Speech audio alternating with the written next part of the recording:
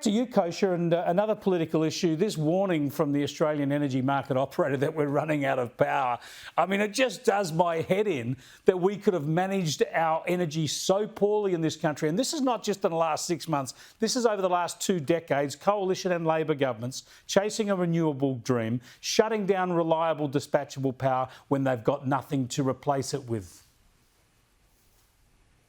100%. If a country like Australia is facing this issue, it is wholly self-inflicted. This is one of the most resource-rich countries in the world. We happily export coal and nuclear to other countries that use it. Meanwhile, we're dismantling our coal infrastructure for backup energy and refusing to pursue nuclear, which obviously ticks 2 boxes because it's clean energy and would be a reliable backup source. And this pursuit of the renewable dream, which natural demand for it just is not at the level that activists and governments want it to be. And I would quickly also add, meanwhile, you look at countries like India and China that have to power billion-plus populations, and they have determined that coal and nuclear is the way to go and the right way to have a reliable backup power load. And it would be really interesting if we see a flip where countries like that are known to have poor infrastructure actually are building towards more reliability, and then countries like Australia are ceding ground on that. It would be quite embarrassing. Just quickly, Stephen, there are 2 obvious solutions. The one that we have at the moment is gas. You need a lot of gas generation to back up renewables. The other is, of course, nuclear. But instead, we're trying snowy hydro and wave machines and big solar farms out in the desert and offshore, all sorts of pie-in-the-sky stuff, and it always falls over. Yeah, all that experimental stuff's great if you leave it in the experimental realm, but the reality is you need to have that dispatchable, reliable baseload power available now.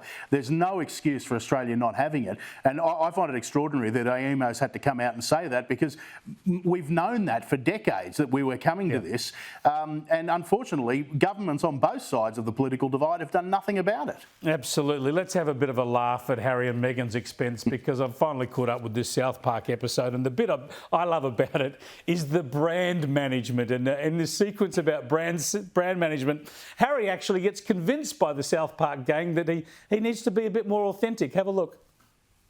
He's right. Trying to make ourselves into a brand just turned us into products. We don't need to be a brand, do we? If it's truly what we want, then we really can get away from it all. No more magazines and Netflix shows. We really can live a normal life. Yes, I'm sure you agree, darling. We can be the people we talked about being, with no more worries about how we look or the image we project to people. What matters is what we have on the inside.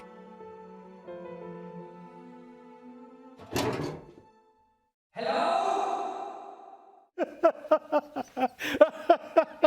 I don't think Meghan's buying it, Kosha, and I don't think there's much on the inside. There's talk that the Royals are going to sue over this episode now. Would you recommend they do that, Kosha? No, look, it's speculation, but looking at their pattern so far, they do seem to be rather litigious. It'll never work. The U.S. has a First Amendment, and especially the category of satire protects them, and they're public figures, so the threshold is very, very high to have any sort of liable case succeed. It'd be the best court case. It would be the best court case in the world, and then South Park could do another episode based on the court case.